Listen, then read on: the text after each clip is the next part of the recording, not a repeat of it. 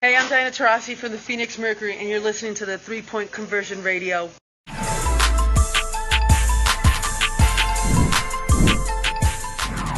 And, just the emotion of last night has died down a little bit. I'm very competitive, but just understanding, I'm super proud of our group.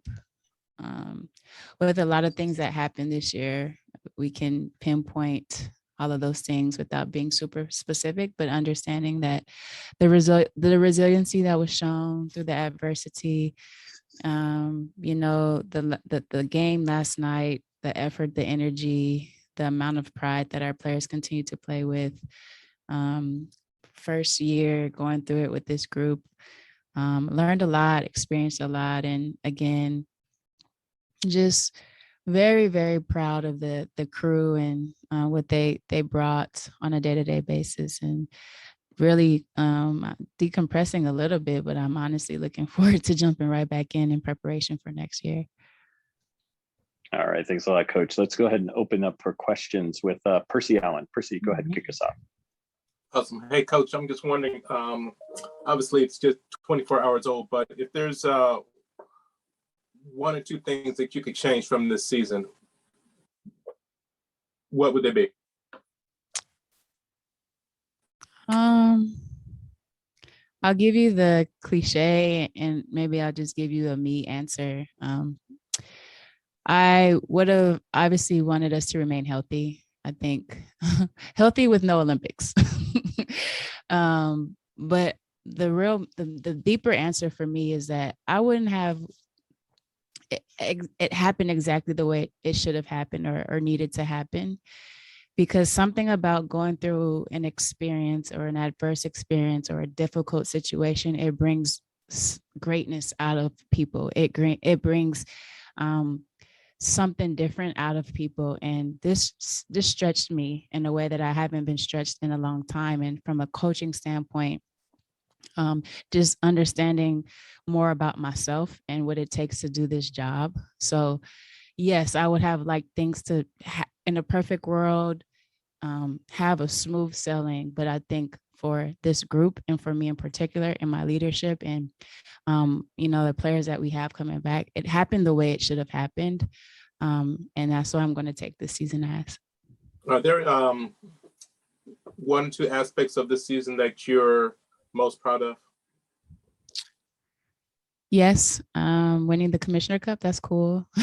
Being able, it to be the first, the inaugural of that, having the banner up and everything, that was pretty cool. And I think just finishing up the season on the note, the second half, the adversity that we went through, I thought that we kind of weathered a little bit of those storms, but just some bright spots. Ezzy, Lou had a great last game. Like the bright spots of the players who kind of weren't talked about this season as much. Mercedes. So there are bright spots, I think, individually that I can highlight as well. And then just what type of conversations do you plan to have with Talisha and Alicia just about remaking this team, if you will? I mean, I don't know if you have to remake it, but you only really have 4 players under contract, and there's a lot of free agents. Do you think, can you sort of try to bring it all back, or because of the way the CBA is now, I'm not even sure that you guys can even do that because of just salaries are. So how do you envision this team looking next year? The CBA does present a situation to where, and it's happening with a lot of teams, you can't keep everyone. But priorities, I talked to, you try to get ahead of the curve, and our conversations in the off season will be, prioritizing our signings, and, adding some depth or whatever that they may be, looking at our free agents, but also other free agents within the league. So building, when you have building blocks in elite players to start with.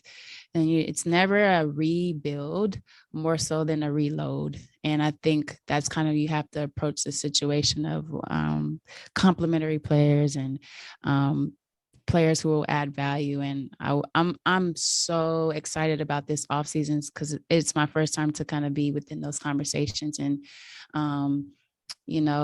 be in the mix of trying to create a roster that is set up to be in the mix for next season. And just this last one for me, do you plan to have maybe conversations with like Jewel Lloyd? Because, so it was Stewie who said that she wants to return and plans to return. And with Jewel, when that was asked to her, she's like, look, I'm going to take this time to figure out for me. And so it wasn't a definitive, yay, I'm coming back, but, let's kind of see how this goes.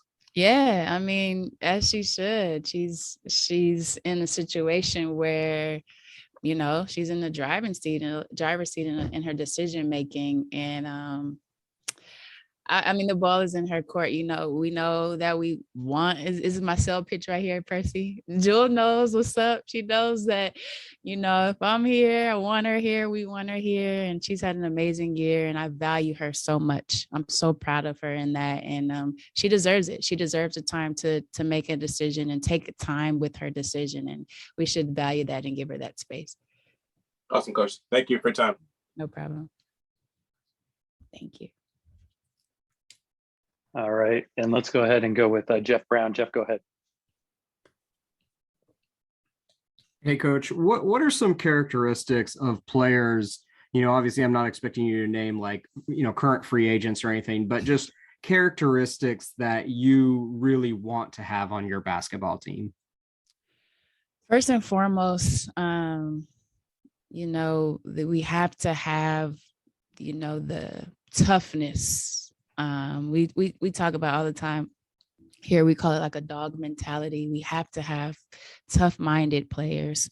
If you think, strategy-wise, schematic-wise, we have to get a little bit more athletic, especially we talk about that three spot all the time, but just in general, what I noticed this year is a lot of, our tougher matchups were against those more athletic guard groups and those teams that have athletic guards. And so I think in order to match, the youthfulness that's coming into our league, the isolation situations, the athleticism, I think we have to counter that with adding more depth in that way.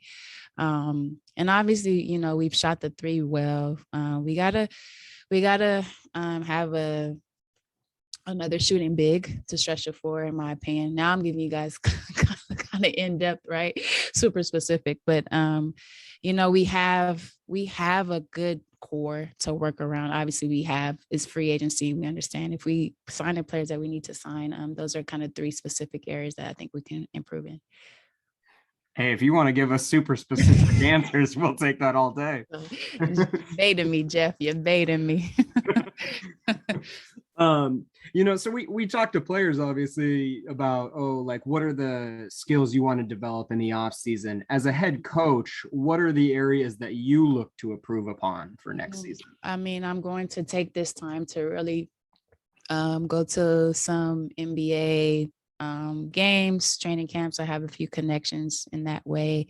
Obviously look at our games with a different eye, less emotional, but just in a strategy wise. But anything that I approach just in life, it's about my growth and getting better. I'm my own worst critic. So really looking at the game, how we can be innovative, how we can grow our offenses and our defenses. My philosophy, understanding I will start fresh. I kind of, took on our team within 5 or 6 games in. So what's my philosophy? How do I want to play? How can I create an offense and defense that is conducive to our players? Not tweak the system all the way, but just kind of put my imprint on those things. Definitely. And then, obviously right now it's all up in the air. We don't know if this is Sue Bird's, final game yesterday. Mm-hmm. I know you spoke on it a little bit, but just what has she meant to this organization? What has she meant to the WNBA and as a teammate and now as a player you've coached? She's amazing. She's meant everything to me as her friend, teammate, now present coach. She does not cheat the game. She does not cheat the grind. She honors the game in every way possible. She studies the game. She watches film. She works on her body. She prepares in every way that you can possibly prepare in order to be at her best. And I always talk about 2018 because I was alongside of her in the journey, and she was stretched so much that, I didn't know how much more great she can be, but man, she just showed me that, even though you are an elite athlete and you're an upper echelon of our game, there's still room to grow and improve. And she constantly does that. And for our game specifically, to have longevity, she's the blueprint for that. Her and Diana, they've had long careers, and they've set the tone and they've set the stage for that. And it is amazing to be a part of her journey. I don't take it for granted. She's helped me in so many ways. And I will continue to lean on her and lean in with her, especially on my journey and our journey, and trying to continue to be the best version of myself within this job, in this role. And I will forever be grateful for just having the opportunity just to be in the same room as her, to be on the same team as her. And to be, playing alongside of her was amazing. But now, and as I grow, get a little bit wiser in what I'm trying to do, she's just been the ultimate teammate for me. And I will always go to bat for her. Awesome. And then I think just the last one for me right now, being able to return back to the city of Seattle, climate, timing wise, you guys just kind of missed the opening of the brand new arena for this year. I guess just thoughts on that. And I think I had asked one of the players earlier if they had been able to go and visit it yet, but do you have plans to, check out the arena, or as an organization, I assume, before next season? Yeah, I think, one of the things that the tools that we can use the Climate Pledge Arena for is in the off season for free agents, giving them a taste of Seattle. And I think playing in that new arena would be super cool, and we're part of the process early on where we saw the blueprint or setup for it, and having the opportunity to go there and hopefully catch a Kraken game, and just be in that atmosphere. And that's something that I'm looking forward to doing. And I think that is going to just be, I think, one of the many highlights of next season, to be in that building. Thank you, Noe. It's been a pleasure. No problem, Jeff. Thanks, Jeff. And Erica Ayala. Go ahead, Erica. Thank you. Good to see you again, Coach. Hey, Thanks for your time. I actually wanted to ask a little bit about the Commissioner's Cup. I've been asking everyone today about the Commissioner's Cup. I know you mentioned that was one of your highlights, but from the more business, as far as the bonus money, you've been a player in this league, you know how the salaries work and all of that. Just your thoughts on being able to infuse a little bit more money into the pockets of players. I think it's great. I wish that I was there when I was around. $30K in my pocket. Oh man. No, I think, we talk about how do we continue to grow the game? How do we pay players what they deserve, specifically women players? And this is something that the league committed to and highlighted. And I thought that, having it in Phoenix was cool, a neutral side, and fans there to engage in the various things that they did for our viewership. With Amazon Prime, I believe it was, I think just added an extra element and shows the growth of our league and the importance of having these incentives for our players, not only because they deserve it. They work so hard for it. And you think about our women players, we our careers, we have to go overseas and we play full year round, and sometimes we don't get breaks. And so if you add these different things within our season, maybe it supplements somebody's salary, or maybe it helps someone to not have to go work so hard for 6 to 8 other months within the year.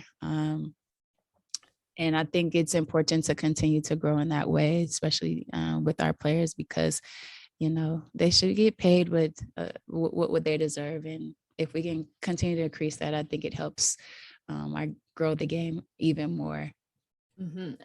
Just a few more questions on this, and some of these I've also put out to the league, so we'll see what they get back to us with. But I'm just curious if Amazon Prime had any deluxe coach package, or did you get to enjoy any of that new partnership by way of any monetary increase or anything like that? Wow, that's a great question. Not that I know of, but I mean, I go to Whole Foods and I would love to be a Amazon Prime official member sponsored by the WNBA. I would love that, Erica. I don't know that exists, but I think that's something that we should talk about for sure.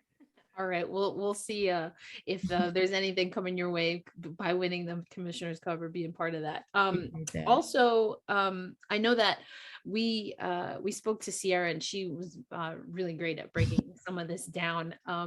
But I wondered if, and again, this is just if you know anything from the coaches side of things, but you do have players that have come into the team. You've had players that were with the team for what I understand to be the threshold amount of games, but then we're not here by the time of the Commissioner's Cup. Are you aware of, in the case of like a Candace Dupree, was there a way that any of that Commissioner's Cup earnings would have went to a player even though they weren't at the Commissioner's Cup?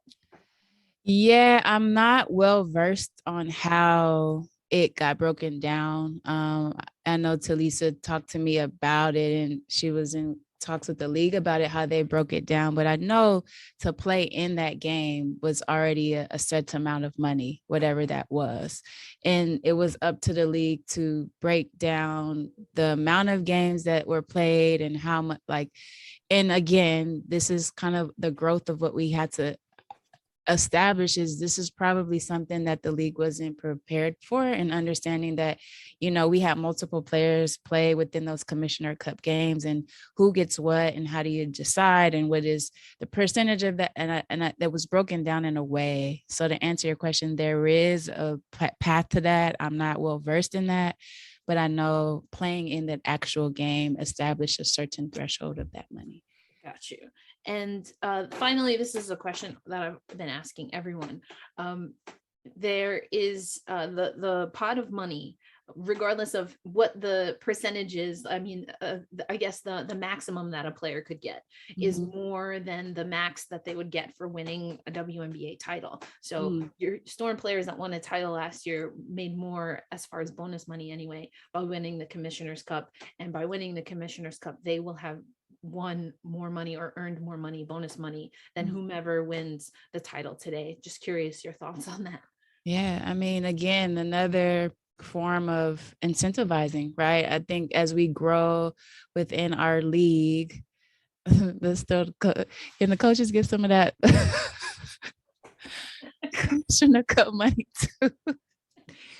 But as we grow within our league, understanding that though, this is a special, the Commissioner Cup is special, but winning a WNBA title is very special, and something that a lot of people aren't able to do. And so what is the value in that? Is that a monetary number? Whatever it is, I think that probably should, be taken a look at, and understanding, weighing that the options of, who gets what and when, and valuing that championship money as well. Oh, this is good, Erica. Wow.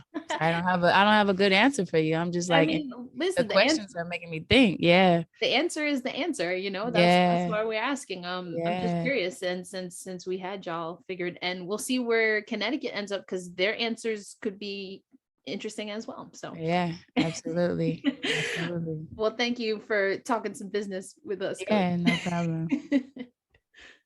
Thanks, Erica. And let's go to Masvita. Masvita, go ahead. Yeah. Hey, actually, no, this question is kind of adding on to some of Erica's questions in terms of, are you now present to kind of, I would say, the triad that's there for you, coach, the players and management, and just how you now, that whole. Yeah, I wasn't aware of how much those worlds collide, and there is a form of, now this off season, there is a form of managing, the type of players you want to come and we want to have here, the type of players that I would like to coach. You're managing my staff, managing the team. There is a form of management that I didn't really think about. All I think about is hoop and like, how can I be better? How can I set the team up and put them in an environment and in spaces to where they are their best selves. But within that, I'm understanding now the other aspects of being a leader. And the marketing, I think Jeff talked about this, now the new arena, I mean, all of that, the city. Yeah, we got to sell it, and it's really important to understand. We talk about Seattle being a great city, and not just because of Storm, but also the uniqueness, the culture, how Seattle fans ride for their teams, and the food, like all these things that come into play now. It's really going to be very important to market to people and make this place a place where they want to come and want to be a part of what's so special about this city. And then I'm going to go back in terms of what a type of player. You didn't mention intelligence. I think you could have mentioned it, but how important is that for a player, not only being a dog, the mentality, athletic, but to be intelligent on the court, for you to be able to mix and match different type of sets? It's important. And you want to have high character players, high quality players, and high IQ players. But one thing that I've learned as a player, and now coaching within the league, it's that there are players who are more instinctful and use their instincts more than understanding how thinking the game 3 plays before, like we know that Sue can, so finding a good balance, not negating the fact that, yeah, we want smart players, that is important. But when you have a balance of that on the floor, you can kind of mix and match with the type of players that you get, because it's not too much of one thing and too little of another. And I think that's what we've been able to do for the most part, is get players who complement each other. And it takes time. We talked about it before, that 2018, we were cooking up for years and years and years. It takes time, but a balance of that, not only within the player, but within the team that you create, is important. And then one last one, kind of the obvious softball one, but what do you do for the next couple of weeks, and how much time do you have before you really, dive into it? Or do you get time off? I mean, not really. I'm not a good take time off person. I try to maintain balance in my life. So to completely shut my mind off, I probably won't. I have some, details to take care of at home when I get back to LA. But again, I'm really ready to dive back into the work. There's some training camps starting up, and trying to be a part of being able to go watch and learn in that way. So I'm from LA, so it's sunny all the time, and I'm good with just walking outside to the sun. I can't lay on a beach anywhere. I don't want to. I just want to chill, but also kind of get things rolling for next year. Fair enough. And thank you for taking the time, for taking us in towards. No problem.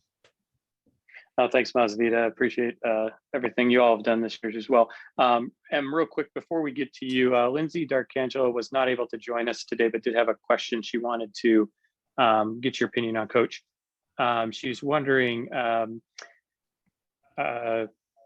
what does Noel think about current WNBA playoff format regarding single elimination games, and would you change it? How does it affect the coaching aspect, especially working hard during the WNBA season to get a top 3 or 4 seed and then losing after the first game?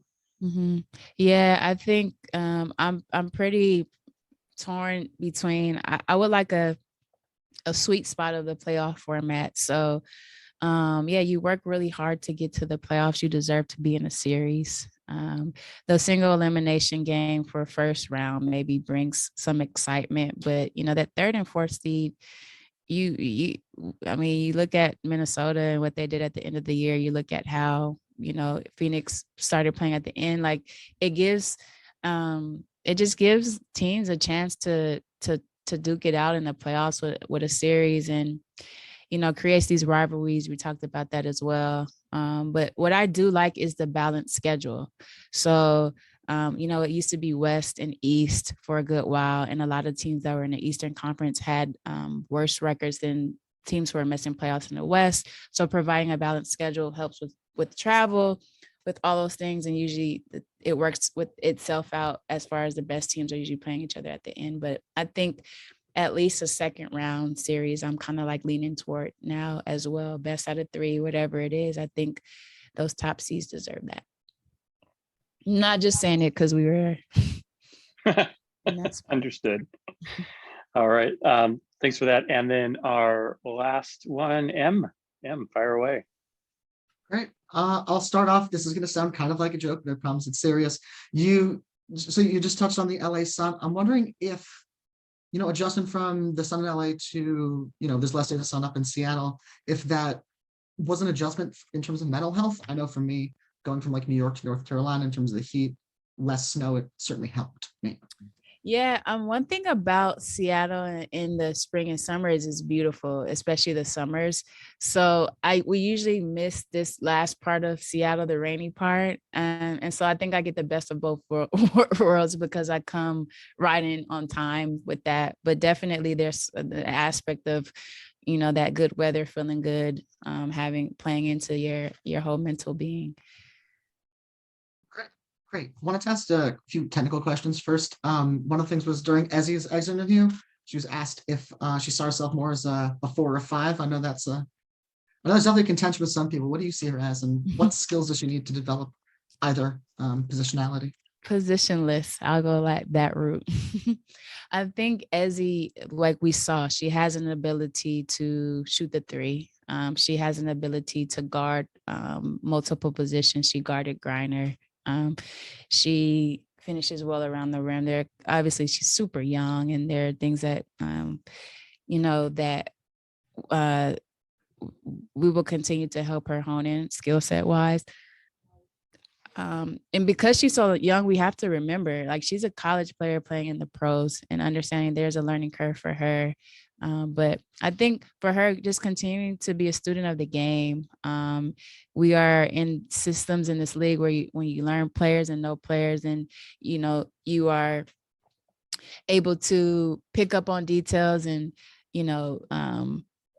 just know your personnel. And I think just continue to learn our league for her and the players that we play is going to, be something that she will need to continue to work on and really get better at once we dive deeper into that. And then, just kind of adding that mid-range type of game to her game. We see that she can get to the rim and finish. We see that she can knock down open shots. She can knock down 3s, continue to get better at that and get more consistent at that. But also what I like to see is, with her ball handling, get to a mid-range turnaround or a short jumper, 15-footer. I think adding that another extra layer of scoring for her, she'll be so deadly. Again, year 2. Scary if you think about how good she can be. Were there, I know you guys are pretty tight-lipped, but before the deadline, were there any trades, early season trade deadline, trying to fill those holes that we saw pop up later in the year?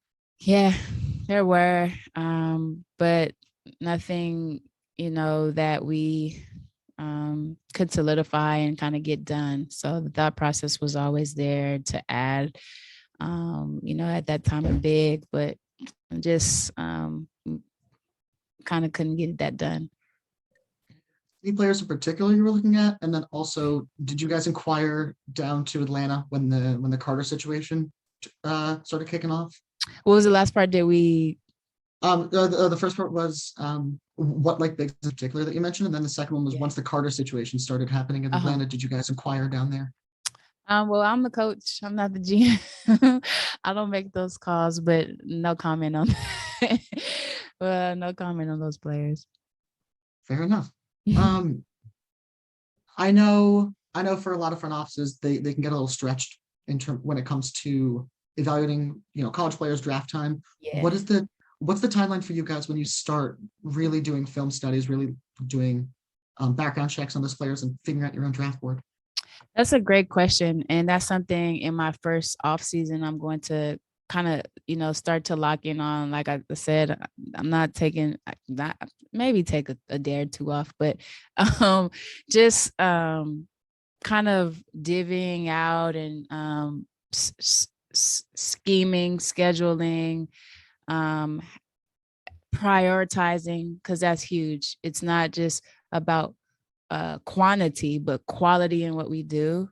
And I mean, it's never too early to start. Now we've actually kind of been starting, leading up to this off season and building. I know I have lists in my phone that I've been looking at players for a couple of years now.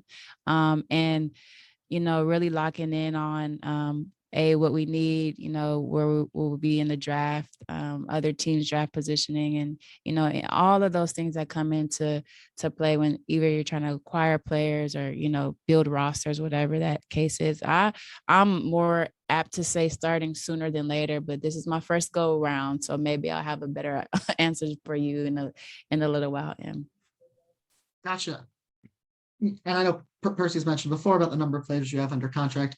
Obviously, you're trying to bring back a majority of them. Is there, I'm sure there's not a target, but is there a certain amount of you have, I think, 5 draft picks coming up? Or is there a certain amount of, rookies that you, not from a money perspective, from like a coaching perspective, that you can handle bringing onto the team? What I've learned and what I've learned about this league and in general, the teams who can start off with a core group have been together, and that learning curve in training camp is just about, tightening up, obviously teaching and starting from a specific point. But if you already have a team who is knowledgeable in your systems and what you do, then starting off in our league is so important. Like, you don't want to fall into a hole. So I'm not saying that I'm opposed to having a young team, but you have to have a good mix of balance of vets and people who have been in your system to negate there's a 2-week training camp period. So if you think about that, you don't want your team to be so new that you're spending that time teaching from day one, teaching new things, but you want to have a good mix of being able to start from a spot of knowing what we like to do, how we like to do it, and it becomes fine tuning. Gotcha. On that same thing, what was it like in the beginning of the season? I think Kiana Williams was the only rookie on the roster. What was it like sort of trying to bring her into what was such a veteran group?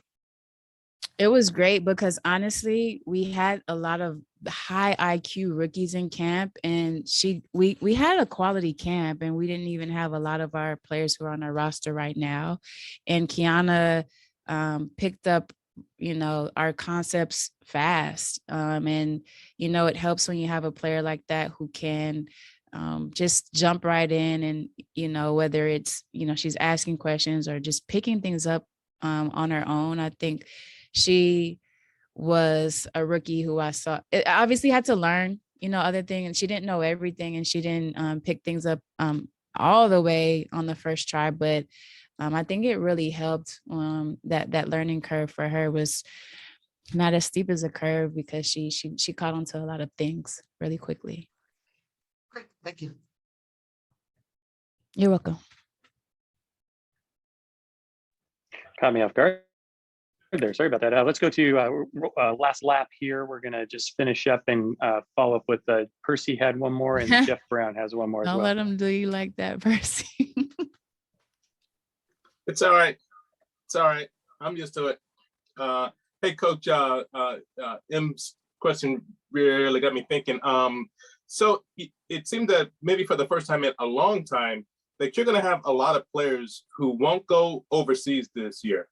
And so how might that sort of affect you in terms of training camp and not having to kind of deal with that whole, deal?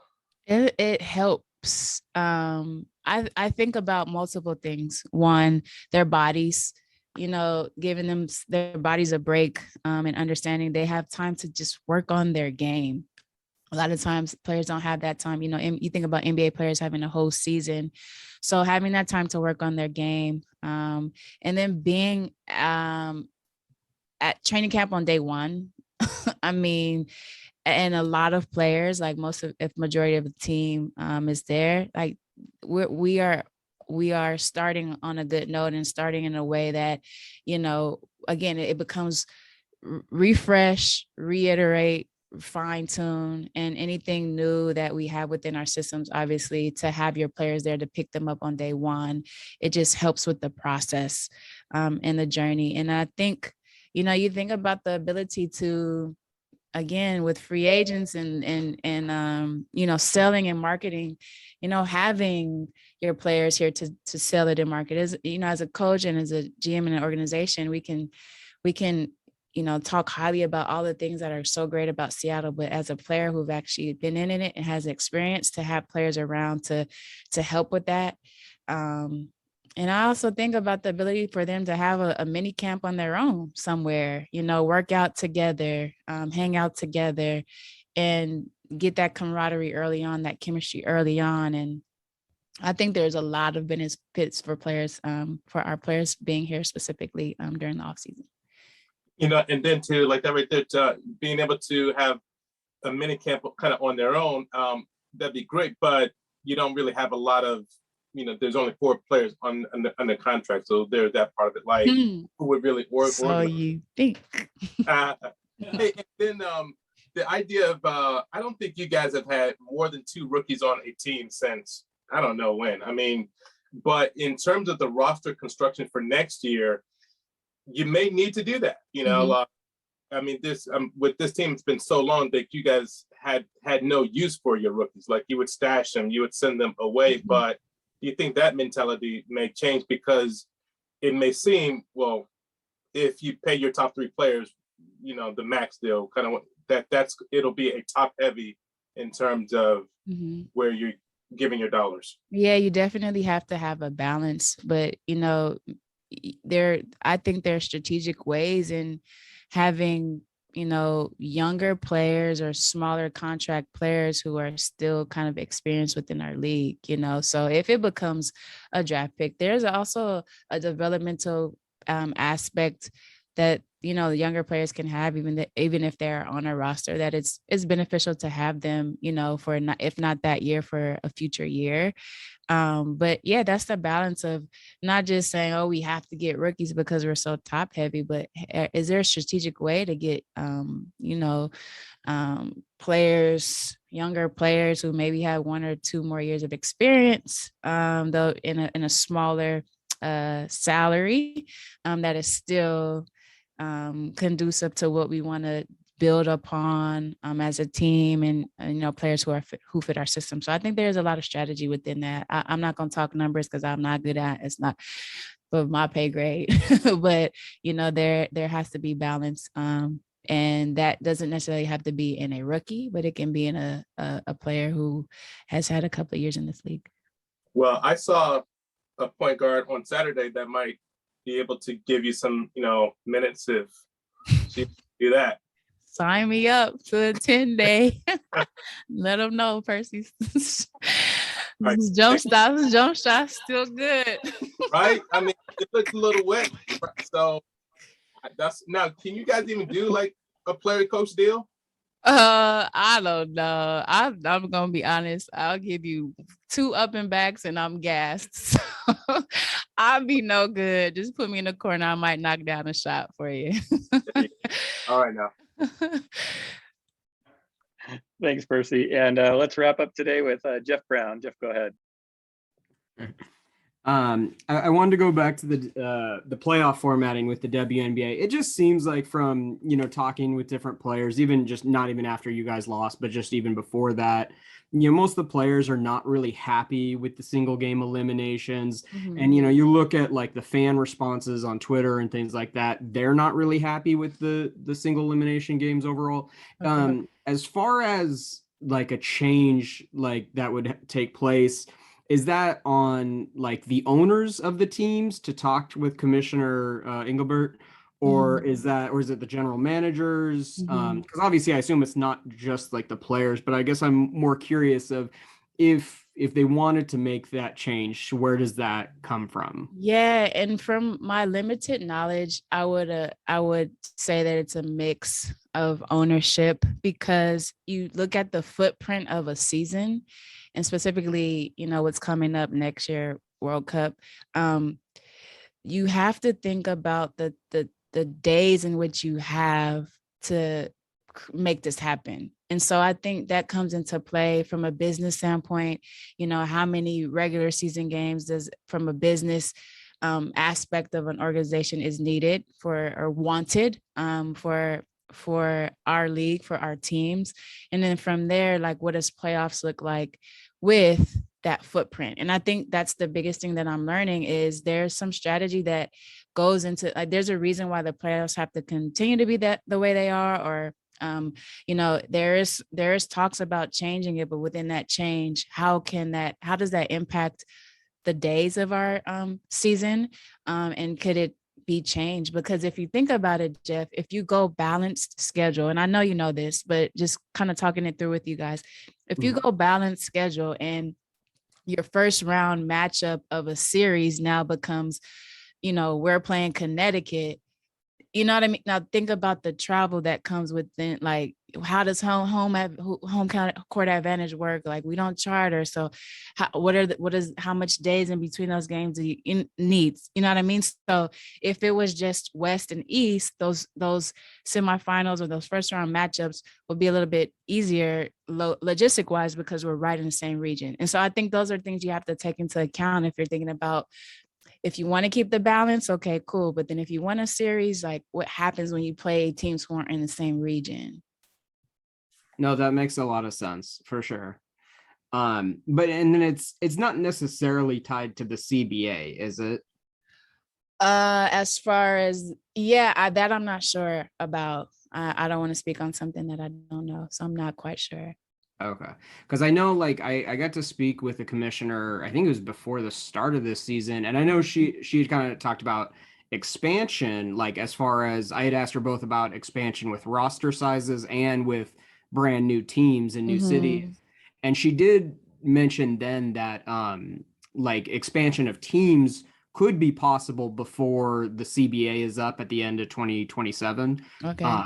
But that expansion of roster sizes, like beyond 12 players, probably would not happen before then. Yeah, so I don't know. I was just curious about all that.